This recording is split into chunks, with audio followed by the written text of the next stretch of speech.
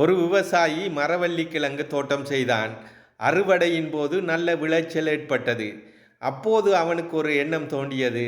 நம்முடைய நாட்டு அரசனுக்கு நாம் மரவள்ளி கிழங்கு கொடுக்க வேண்டும் என்று. ஒரு பையிலே மரவள்ளி கிழங்கை போட்டு எடுத்துக்கொண்டு அரண்மனைக்கு சென்றான். அரண்மனையிலே உள்ள அரசன் அந்த விவசாயியை பார்த்தவுடன், யாரப்பா நீ பையோடு வந்திருக்கின்றாய் என்று கேட்டான்.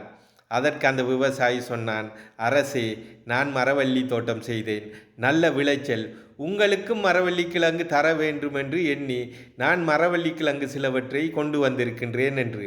அதற்கு அந்த அரசன் சந்தோஷத்தோடு அந்த விவசாயியிடம் இருந்து மரவள்ளி கிழங்கை பெற்றுவிட்டு அரசன் மந்திரியாரை அழைத்து சொன்னான், மந்திரியாரே, இந்த விவசாயி நமக்கு மரவள்ளி கிழங்கு கொண்டு வந்திருக்கின்றான், அதற்காக நாமும் இந்த விவசாயிக்கு பரிசு ஏதாச்சும் வழங்க வேண்டும். நம்மிடமுள்ள குதிரைகளில் மிகவும் விலை உயர்ந்த குதிரையை இந்த விவசாயிக்கு கொடுத்து அனுப்புங்கள் என்று அரசன் சொன்னான். அதே போன்று மந்திரியாரும் விலை உயர்ந்த குதிரை ஒன்றை இந்த விவசாயிக்கு கொடுத்து அனுப்பினான். விவசாயி அந்த குதிரையை வீதியிலே ஓட்டிக்கொண்டு சென்றான்.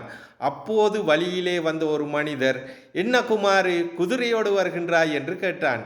அதற்கு அந்த விவசாயி சொன்னான், நான் மரவள்ளி தோட்டம் செய்தேன், நல்ல விளைச்சல், அரசனுக்கு மரவள்ளி கொண்டு போய் கொடுத்தேன், அரசன் மரவள்ளியை வாங்கிவிட்டு எனக்கு பரிசாக இந்த குதிரையை தந்தான் என்று. இப்போது அந்த மனிதனுக்கு ஒரு யோசனை தோன்றியது. மரவள்ளிக்கே குதிரையா?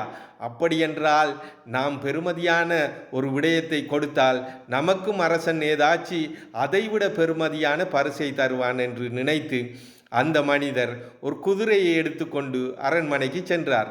அரசன் கேட்டான், என்னப்பா நீ குதிரையோடு வந்திருக்கின்றாய்?